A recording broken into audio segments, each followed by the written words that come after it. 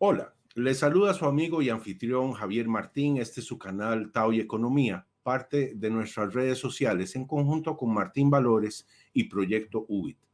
Este último, el patrocinador de este programa de educación financiera para gente común, gente que no está especializada en el tema financiero. Es un programa de educación financiera que proyectamos de cara a los tiempos actuales, tiempos de muy alta convulsión y amenazas graves contra la humanidad de varios tipos, tales como el colapso de la economía global en virtud de la emisión infinita de dinero nacido del aire en las últimas décadas.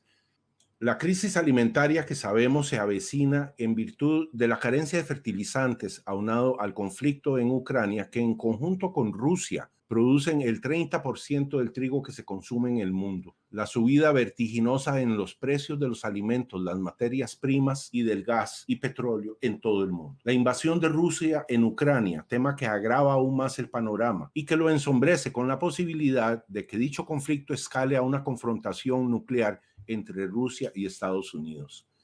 Es entonces este programa en educación financiera del proyecto UBIT nuestro aporte social más reciente a la increíble comunidad que nos sigue, programa que se anexa a otro también de reciente creación titulado Siémbrelo en Casa, de corte totalmente agrícola, urbano, con algunos aportes etnobotánicos, que incentiva y aporta información básica para todos aquellos que deseen cultivar algunos vegetales en sus jardines o en el peor de los casos usufructuar con la producción de abono orgánico a partir de sus desechos orgánicos. Bien, entrando en materia. Cuando iniciamos nuestra investigación con respecto a la economía global allá entre el año 2013 y el 2014, una de las cosas que nos llamó poderosamente la atención era que pese a la enorme cantidad de dinero nacido del aire que estaba produciéndose a partir del 2010 en lo que se conoce como la flexibilización cuantitativa, no subiera la inflación. Eso parecía no tener sentido, ya que todas las experiencias anteriores habían sido certeras en cuanto a que la emisión de dinero nacido del aire siempre fue algo que se llevó a cabo antes de aparecer un proceso inflacionario. Así ocurrió con la República de Weimar en la Alemania de 1923 y muchas otras experiencias que están debidamente documentadas en procesos inflacionarios similares en países distintos a lo largo de la historia. En el proceso de investigación, los datos indicaban que la emisión de dinero nacido del aire, producto de la flexibilización cuantitativa, en realidad no estaba llegando a la calle. Ese dinero nacido del aire estaba inflando la burbuja de las acciones, la bolsa, que por cierto ha vivido una carrera alcista por décadas. Y hasta hace poco empezamos a ver lo que parece ser finalmente una carrera bajista importante. Ese dinero nacido del aire tampoco estaba llegando a las fábricas, no estaba generando más empleo, sino que cada día había menos empleo en Estados Unidos.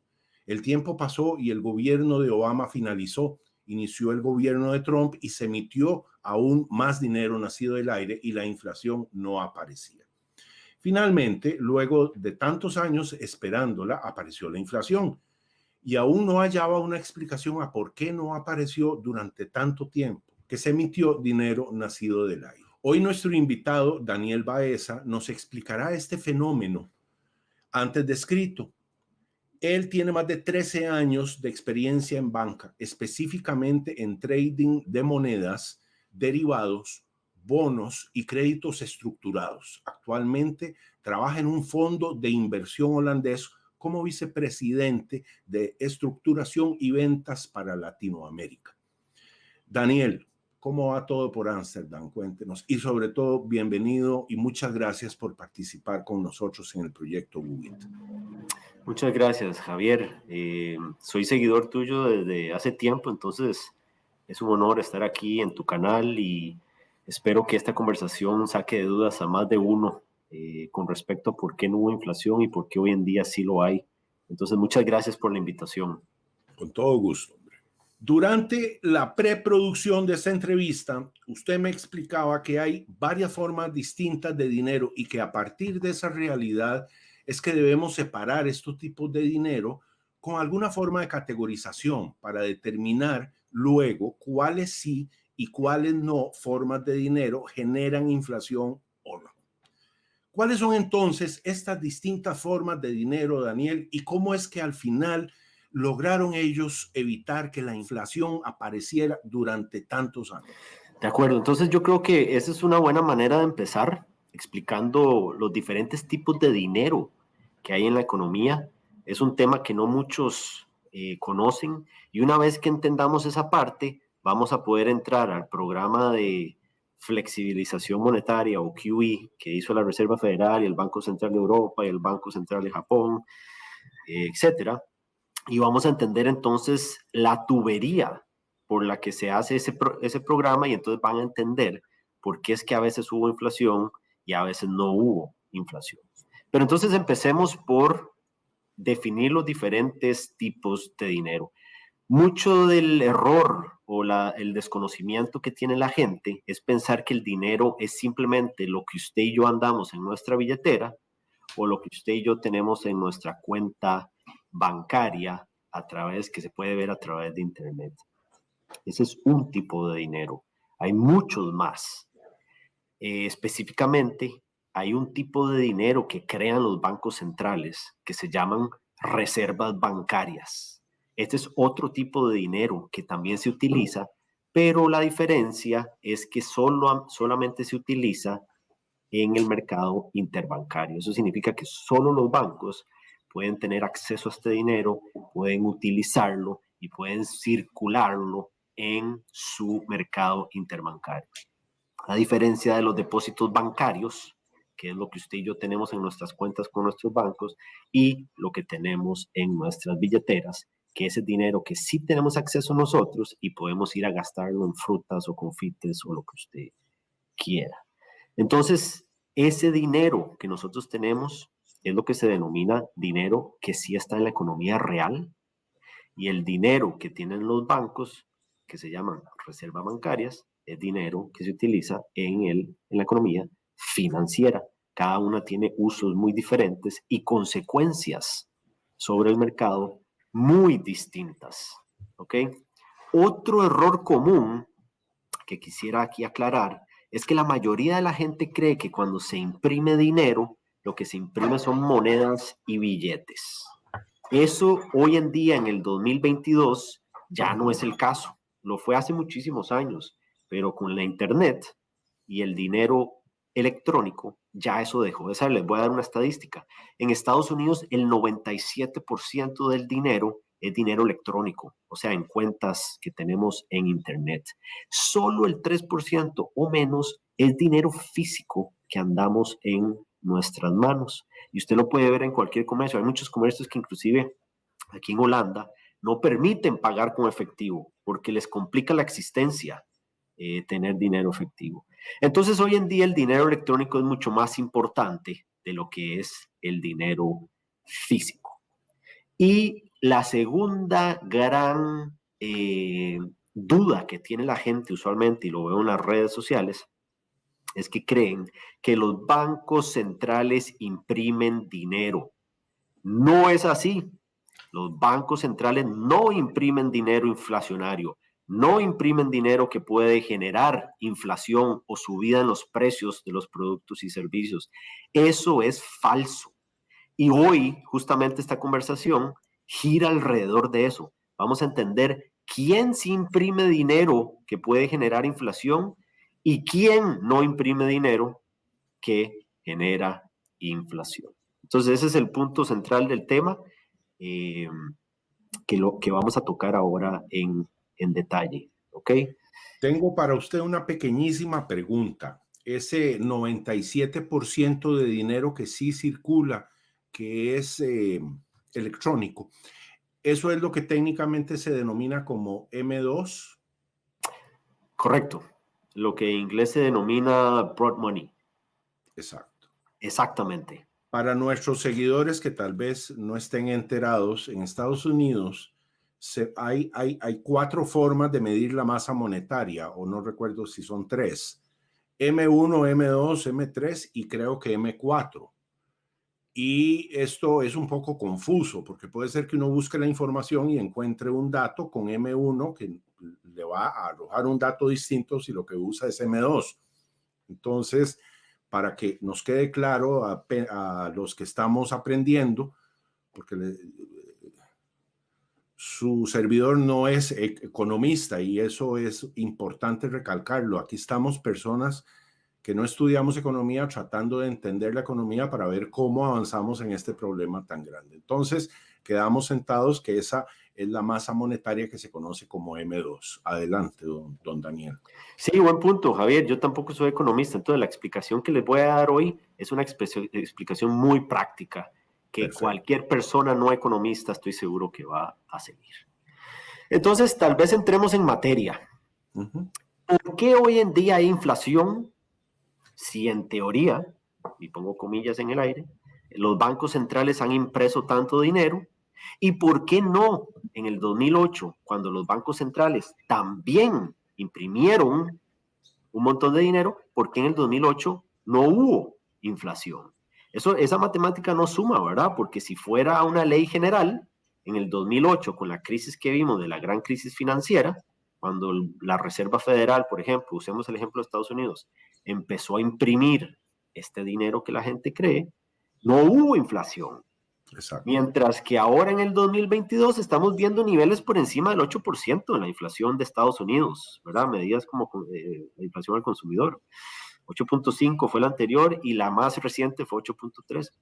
Entonces, ¿qué hace la diferencia ahí? Y la diferencia está en entender cómo funciona QE o el programa de flexibilización monetaria de la Reserva Federal.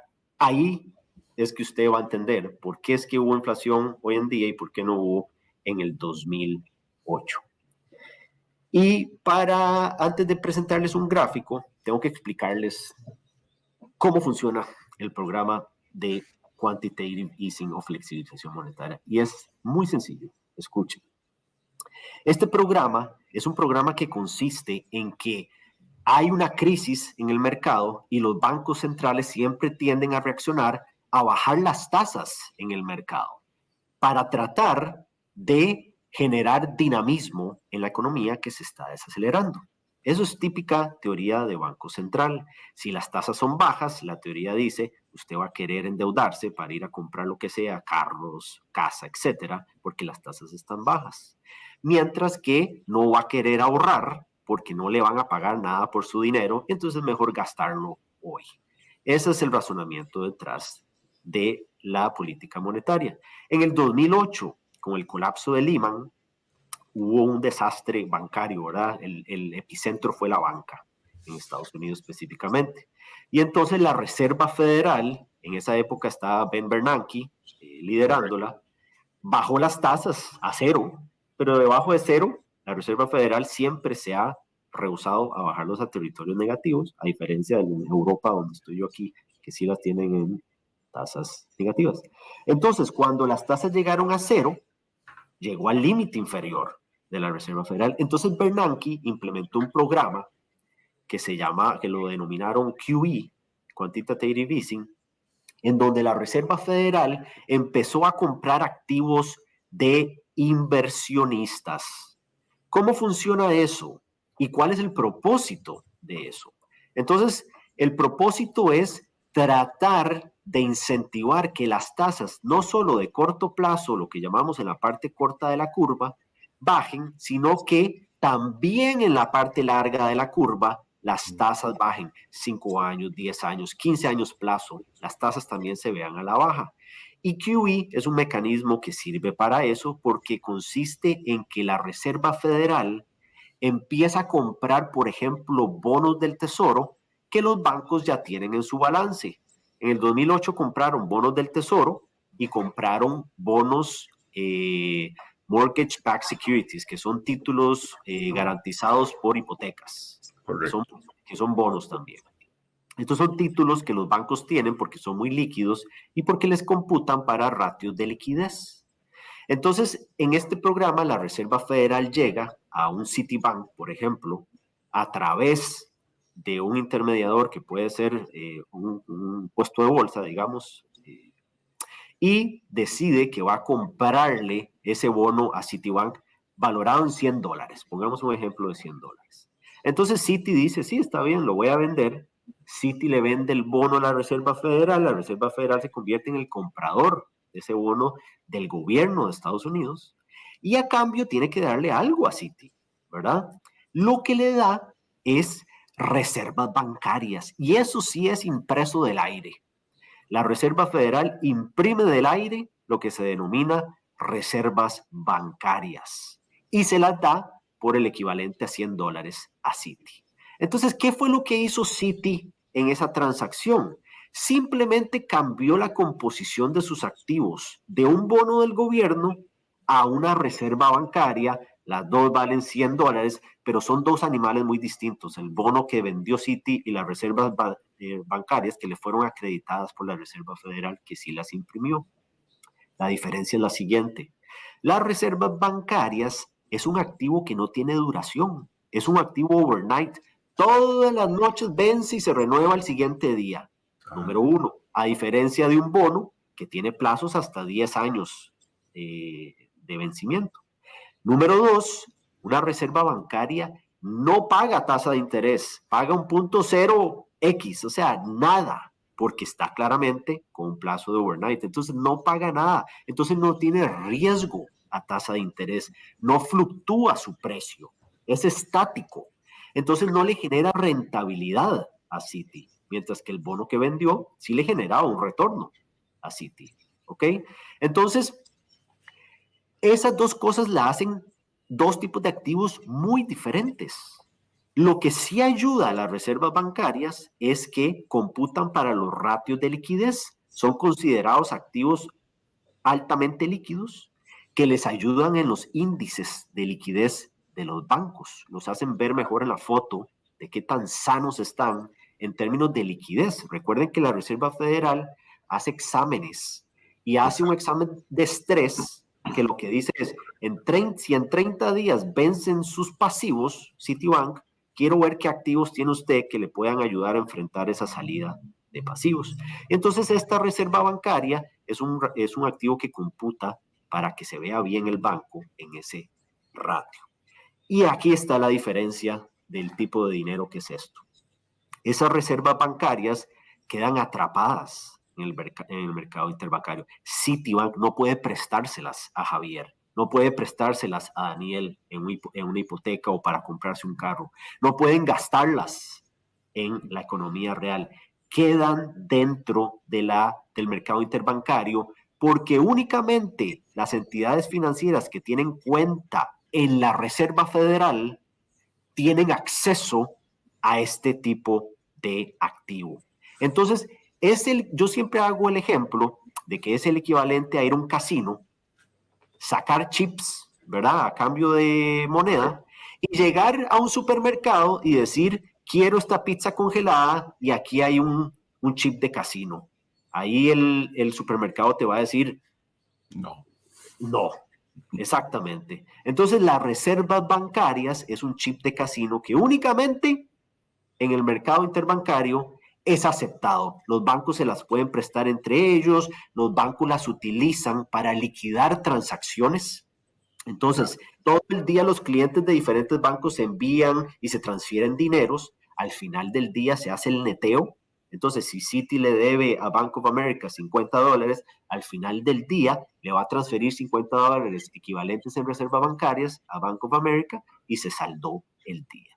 Entonces, para esos temas de liquidación, fabulosas son las reservas bancarias. Para generar rentabilidad, terribles son para los bancos. Para eso. De acuerdo. Entonces, ¿por qué dije que QE ayuda a bajar tasas de interés? Y ya vamos a cerrar con la explicación de QE. Es porque los bancos, cuando se dan cuenta, o inversionistas, ¿verdad? Porque no solo bancos pueden venderle los bonos a la Reserva Federal. Un inversionista común y corriente, un fondo de pensión, cualquier persona que tenga bonos del gobierno puede vendérselo a la Reserva Federal en este programa de QE. Pero entonces, ¿qué va a suceder? Que una vez que tenés este tipo de activo que es overnight y no te genera nada, pues lo que vas a empezar a decir, los bancos empiezan a decir es, ok, muy bonito, me veo muy bien en términos de liquidez, pero no estoy generando rentabilidad para mis accionistas. Correcto. Voy a tener que ir, lo que se denomina, más lejos en la curva de crédito. ¿Qué significa eso? que voy a tener que comprar activos más riesgosos que sí me generen un mayor retorno. Entonces, si los bonos del gobierno a través de este programa de la Fed cayeron en casi cero las rentabilidades de los bonos, pues un banco empieza a decir, bueno, yo antes solo compraba bonos del gobierno, pero como no rinden nada, voy a ir a comprar bonos de corporaciones. Y un inversor que solo tenía bonos de corporaciones empieza a ver cómo baja el rendimiento de esos títulos y dice, bueno, yo antes solo compraba bonos de corporaciones, ahora voy a ir a comprar acciones.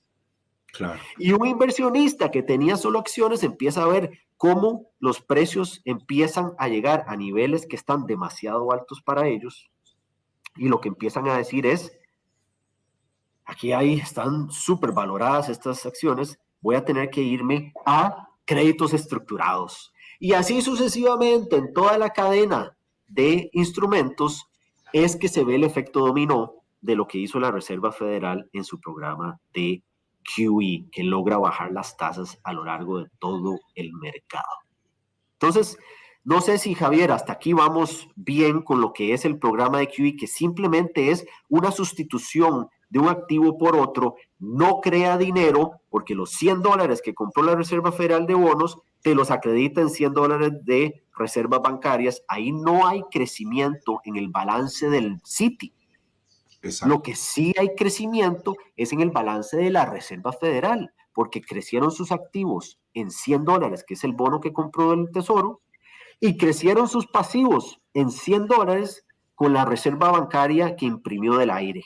Entonces, el balance de la Fed es el que empieza a crecer, no así los balances de las entidades financieras. Perfecto. Vamos bien, ¿verdad? Excelente, sí, muchísimas gracias, hombre. De acuerdo, entonces, habiendo explicado eso, usted que está escuchando ya empezará a decir, bueno, sí, entonces claramente esto no puede generar inflación, porque esas reservas bancarias no pueden llegar a mi billetera para yo ir a comprarme ropa o comida. Entonces, veámoslo en cifras, para que no solo me lo tome como hecho lo que le estoy diciendo. Les voy a compartir un gráfico que les tenemos. Ajá. Aquí está. Ahí está el gráfico. Entonces, este gráfico, lo que yo les puse en estas líneas, primero es, la línea negra es la inflación, y eso está a mano derecha, con el eje de la derecha. Esta es la inflación a lo largo de los años, desde el 2008 en adelante. La línea azul son los depósitos bancarios, todo lo que usted y yo tenemos en nuestras cuentas de ahorro en los bancos. La línea roja son los activos totales de la Reserva Federal, el crecimiento en los activos totales. Y la línea verde son las transferencias del gobierno, que ya vamos a entender por qué es importante esa línea verde. Entonces, como les dije, vean que hubo una crisis en el 2008, por eso hay una franja gris. Las franjas gris indican recesiones. Hubo una recesión en el 2008 y vean que la inflación tendió a la baja. Inclusive podemos decir que hubo desinflación porque entró en territorio negativo de crecimiento, ¿verdad? Pero la Reserva Federal imprimió un montón de este dinero que la gente dice que ya entendimos que son reservas bancarias.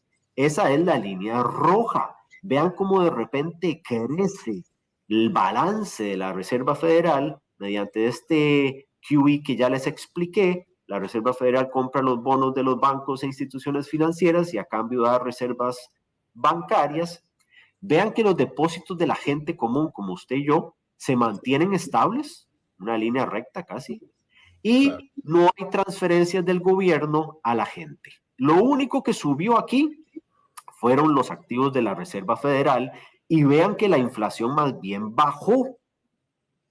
Entonces ya vamos entendiendo que, claro, por supuesto que no iba a haber inflación, porque las reservas bancarias no entran a la economía real. Aquí lo que hubo fue una capitalización a los bancos que estaban en crisis en ese momento. Los hizo ver mejor en sus balances en la foto de fin de mes, porque les dio reservas bancarias que son activos, no se puede mejor activo que ese, y a cambio les compró activos que les estaba dañando su balance porque se estaban bajando en precio.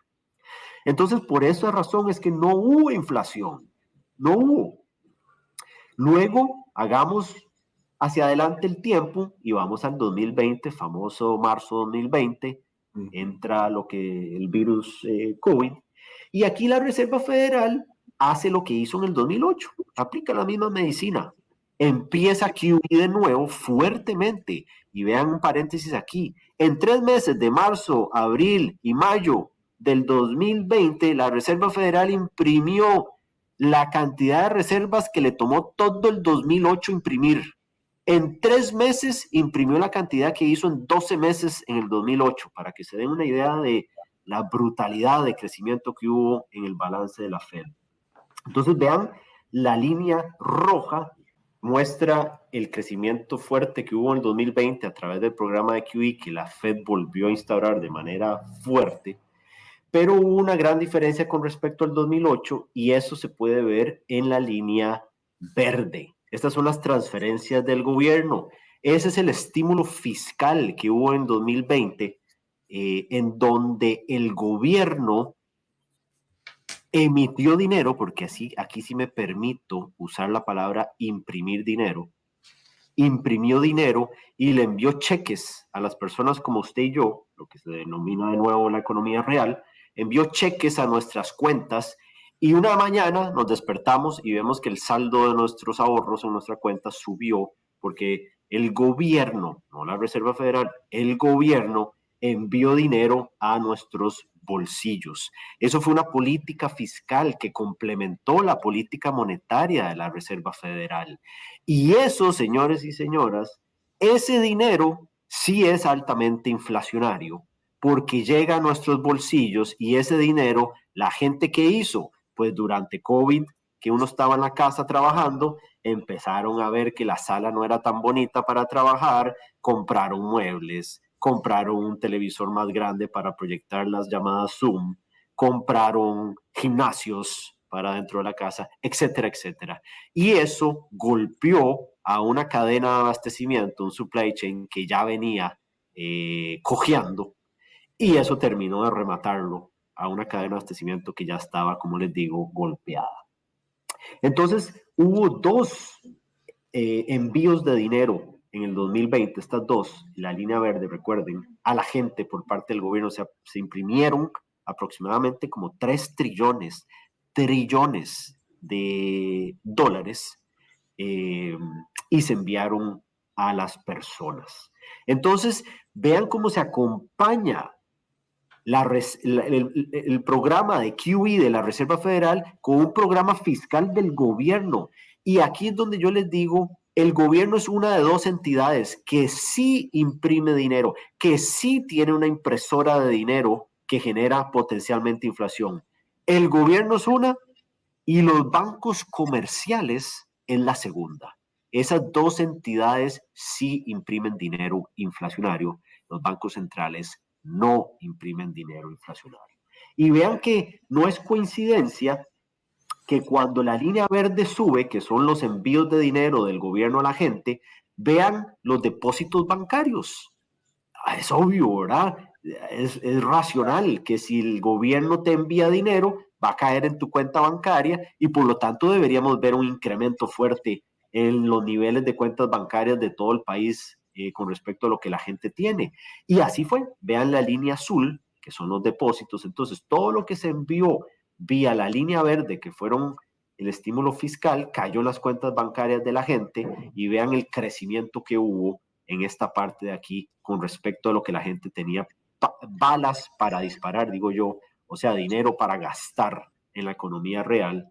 Y esta mezcla de esos cheques que se enviaron a la gente vía estímulo fiscal es lo que hace que esta línea negra empiece a subir y a subir y a subir y a subir hasta llegar a niveles del 8.5, como les dije, en inflación. ¿Por qué? Porque el gobierno combatió un problema de cadena de abastecimiento, o sea, un problema de oferta, con medicina diseñada para fomentar la demanda. Entonces, trató de combatir un problema en las cadenas de abastecimiento dándole dinero a la gente para que gaste más. Y eso es un cóctel molotov para generar inflación y es lo que estamos viendo hoy en día.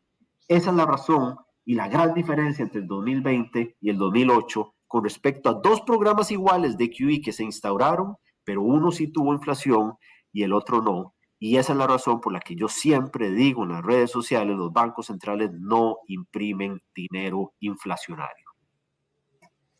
Perfecto, hombre.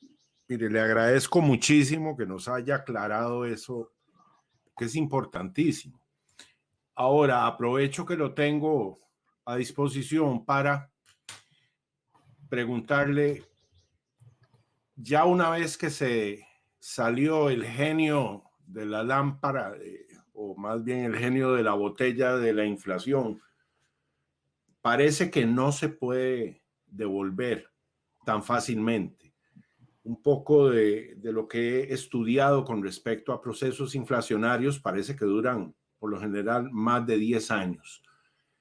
Abusando de su amabilidad, ¿podría usted explicarnos por qué es que cuesta tanto revertir ese proceso una vez que ya inició? Me refiero al proceso inflacionario. ¿Y cuáles son las medidas que aparentemente podrían paliar, detener en algún punto este proceso inflacionario? Muy buena pregunta esa. Y es muy irónico la respuesta que te voy a dar. Es la siguiente. ¿Cómo se puede mitigar un proceso inflacionario? Induciendo una recesión. Pensémoslo bien. Viene el 2020, hay potencialmente probabilidades de que haya una recesión con COVID, una recesión autoinducida, ¿verdad? Porque los gobiernos cerraron los comercios. Y entonces, ¿qué hace la Reserva Federal? Implementa un programa de QE para tratar de evitar entrar en una recesión, y el gobierno implementa un programa de estímulos fiscales para tratar de evitar una recesión. Se evita la recesión, por dicha, y de repente en el 2022 hay una inflación generada por estos dos programas y la Reserva Federal sale a decir, hay que evitar que esta inflación genere problemas mayores, vamos a inducir una recesión. Porque la única manera para responder tu pregunta, Javier, de poder combatir la inflación es autoinduciendo el Banco Central una recesión en la economía, y eso es a través de alzar las tasas de interés. Cuando se alzan las tasas de interés, la gente deja de consumir porque ahora es más viable o más rentable ahorrar. La gente deja de pedir préstamos para comprarse un carro porque está caro pagar el préstamo, y por lo tanto la demanda se ve bastante golpeada, y eso sí o sí hace que la inflación empiece a tender a la baja. Y ya lo estamos viendo, salieron unos datos ahora aquí mientras hablábamos, la inflación de Estados Unidos viene a la baja, porque no es sostenible que se quedara en niveles de 8. Eso era un caso muy puntual, que fue que se aplicó medicina en el lado de la demanda para generar mayor demanda, sabiendo que las cadenas de abastecimiento estaban golpeadas en todo el mundo, porque todo el mundo estaba operando a media máquina durante COVID. Entonces, esa es la manera de tratar de contrarrestar la inflación. Tristemente es con una recesión, y por eso estamos viendo todos los precios de los activos, Bitcoin, acciones, bonos, todos cayendo fuertemente, porque el mercado está preocupado de que la Reserva Federal haga lo que siempre hace, que es decir, un paso más de lo que debería y quiebre algo. Y eso es de 13 procesos de subida de tasas históricamente que la Reserva General ha entrado, 11 de ellos han generado recesión. Si eso a usted no le genera miedo, pues no sé qué le generará. Entonces, por eso es que los mercados están reaccionando así, porque están estimando que la Reserva Federal de nuevo va a quebrar algo cuando suba las tasas. Con respecto a las tasas, ese es un punto interesantísimo si lo comparamos con la deuda estadounidense. Si usted sube las tasas, en algún momento ejerce presión sobre la tasa bancaria y entonces empiezan a explotar burbujas por todo lado. Pero es que la burbuja madre de todas las otras burbujas es justamente la deuda. Es inconmensurable, y si permiten que suba más del 3%, creo yo, más del 4%, se vuelve impagable y entrarían en un impago. Esa es, le pregunto a usted si esa es la trampa en la que cayó de forma automática, o una trampa que se construyó a sí misma la Fed. Totalmente, es una trampa generada por la propia Fed, porque al mantener las tasas tan cerca de cero por tanto tiempo, lo que hace es generar una demanda fuerte por apalancamiento, ¿verdad? Apalancamiento para apostarle al mercado financiero, pedir deuda para comprar acciones, pedir deuda para entrarle a Bitcoin. Y esos son los famosos apalancamientos que siempre, siempre, siempre llevan a que se genere una burbuja que luego explota. En el 2008 lo vimos con el mercado de bienes raíces. En los inicios de los 2000 lo vimos con el mercado de tech, los .com. Entonces siempre estalla una burbuja cuando hay subida de tasas por la cantidad tan grande que hay de deuda que bien decís que se ha dado. Entonces, yo sí creo que fue autoinfligido esto de la Reserva Federal. Ahora están subiendo tasas para contrarrestar esta inflación, que por cierto, en mi opinión, la Reserva Federal está subiendo tasas y está diciendo que solo le importa la inflación y no los precios de los activos, porque en noviembre hay elecciones en Estados Unidos y la aprobación de Biden está por los suelos, ¿verdad? Entonces, él tiene que demostrarle al pueblo que está heroicamente combatiendo la inflación, subiendo tasas de intereses, pero para mí no lo logrará la Fed, no lo va a lograr porque el nivel de deuda que hay en el sistema no permite que la deuda se vuelva más costosa porque va a reventar múltiples burbujas que ya hay en la economía. Y al respecto quiero comentar algo para ver qué opina usted de esto. La Fed prometió el año pasado, desde octubre, que iba a reducir el balance, es decir, la cantidad de los activos que ha venido comprando, y eso no es cierto. Y la gente cree que sí está ocurriendo, que hace meses está ocurriendo. No está ocurriendo, y ellos salen y dicen que han avanzado en ese programa, pero con solo ver el gráfico del balance general se ve que no, que a partir de octubre empieza como una oscilación, pero esa oscilación es hacia arriba. Recientemente, en los últimos 2 meses, se puso una línea horizontal, digamos, ya no está comprando, pero no ha comenzado a vender ninguno de sus activos. Ese simple detalle me dice a mí, persona que no estudió economía, que la cosa no anda bien, porque cuando me dicen durante varios meses que algo está ocurriendo y la prensa lo repite y yo voy y veo en el gráfico que no es cierto, me doy cuenta que la cosa anda mal. Pero usted es el que sabe los detalles. Cuéntenos más al detalle qué es lo que está pasando ahí. Sí, la tubería de cómo funciona ese programa que decís es la inversa a QE o el relajamiento monetario. Lo que estamos hablando ahora es de QT, que son solo siglas por todo lado, ¿verdad? Pero lo que significa es quantitative tightening, más bien es restringir la política monetaria. Entonces lo que la Fed está diciendo es que a partir del 1 de junio, que son unos días, empieza con QT, que es a reducir su balance. ¿Qué significa eso? Hay dos maneras de lograr eso. La primera es simplemente los bonos que ya compró durante la época de QE, si maduran, no los va a volver a recomprar. Entonces los deja madurar, recibe el dinero porque cuando vence un bono te devuelven el principal más los intereses, el gobierno le paga eso a la Reserva Federal y la Reserva Federal se lo pasa de vuelta al gobierno. Entonces no vuelve a rolear, así decimos en el mercado, no vuelve a extender esa compra de ese bono que venció y automáticamente el balance empieza a bajar. Esa es una manera pasiva de implementar QT. La manera activa es la que vos decís, que no solamente es dejar vencer los activos que ya tiene, sino ir al mercado a venderlos antes de que venzan.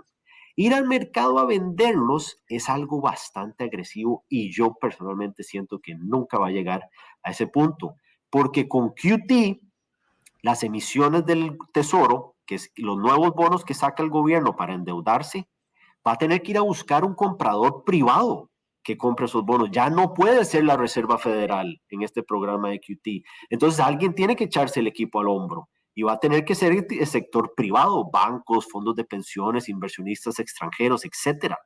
Entonces, si además de esa ola de emisiones que el sector privado va a tener que consumir, le metes ventas que la Reserva Federal haga, además de las emisiones del gobierno, ahí vas a estallar el mercado. Claro. ¿Verdad? Entonces las tasas van a subir todavía más y los precios de los bonos bajan porque se mueven inversamente, y ahí se hace todavía peor la subida en tasas que golpea a todos los mercados. Entonces yo creo que QT, si lo trata de hacer, va a ser con la manera pasiva, no le va a dar mucho tiempo. Yo personalmente inclusive soy de la idea de que antes de que cierre este año, veremos a la Reserva Federal pivotear y entrar de nuevo a QE, porque se va a necesitar liquidez que se está secando en este momento, y entonces no va a poder entrar a hacer el QT y las subidas de tasas que dice que va a llegar a 2.5. Yo no lo veo probable. Bien, y entonces, como síntesis a este proceso inmediato, ¿qué es lo que usted vislumbra para los próximos 6 meses, 12 meses? Yo siento que la máquina estalla, colapsa, implosiona, pero ¿usted cómo lo ve? Yo veo un dólar muy fuerte, porque digamos que Estados Unidos es el mejor de los peores, digámoslo así. A todo el mundo le está yendo, está sufriendo en este momento, a todas las economías la están viendo difícil con este tema de inflación. Entonces, cuando las cosas se ven mal a nivel global, los inversores entran a Estados Unidos porque es un refugio, y de ahí vemos que el dólar, medido como el índice DXY, que es un índice con respecto a otras monedas, empieza a subir porque la gente está entrando, está fortaleciendo al dólar y está debilitando todas las demás monedas. Caso en punto, veamos el colón costarricense, ¿verdad? Pero entonces, ¿qué veo yo que va a suceder? Dólar fuerte, mercados de activos de riesgo, tecnología, cripto, a la baja, hasta que se empieza a vislumbrar que la inflación realmente no es tan fuerte para que la Reserva Federal actúe de manera tan agresiva. Cuando veamos que se está suavizando las palabras que hace la Reserva Federal cuando los entrevistan, ahí yo personalmente voy a comprar activos de riesgo, porque son los primeros en subir, y me da la impresión de que eso sucederá en la parte final de este año. Bien, perfecto.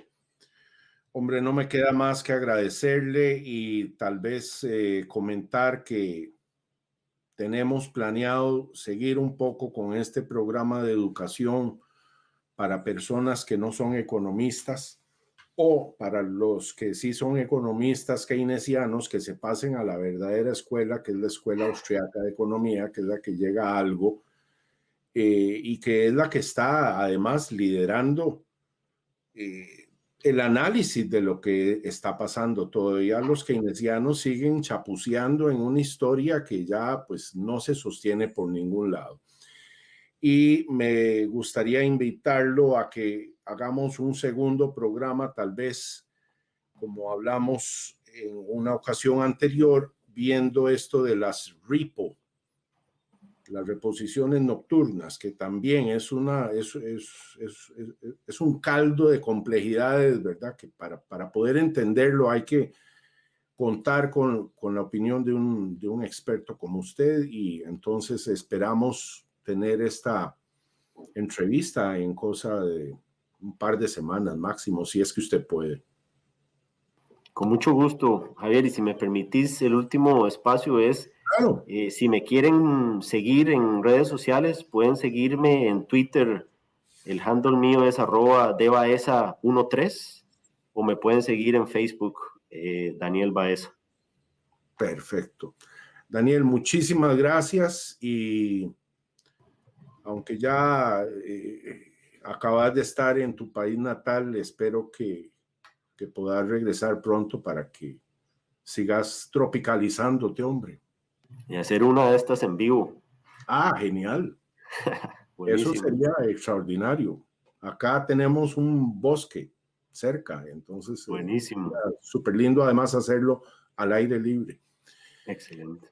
A vos muchísimas gracias, Daniel, y a ustedes que nos siguen también muchísimas gracias. Denle like. Si necesitan contactarse con Daniel y de alguna forma les está costando, con muchísimo gusto, nuestras plataformas en las redes sociales más utilizadas están a su servicio para entrar en contacto con Daniel. De nuevo, muchísimas gracias. Echen siempre para adelante y para atrás ni para tomar impulso. Chao.